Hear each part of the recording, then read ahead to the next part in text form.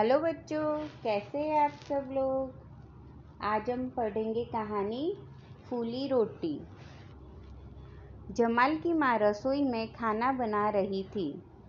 जमाल माँ को देख रहा था।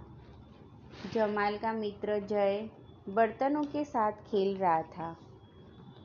माँ रोटी बना रही थी। जमाल भी रोटी बनाना चाहता था। उसने माँ से आटा मांगा। माँ ने उसे छोटी सी लोई दे दी।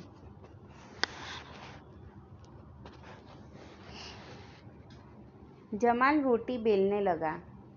उसने रोटी पर सूखा आटा लगाया।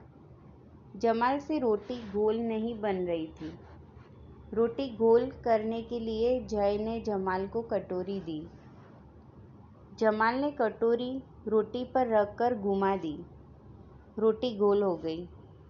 माँ ने जमाल की रोटी सेक दी। जमाल की रोटी खूब फूली। जमाल और जय खुशी से रोटी खाने लगे। ओके, थैंक यू बच्चों।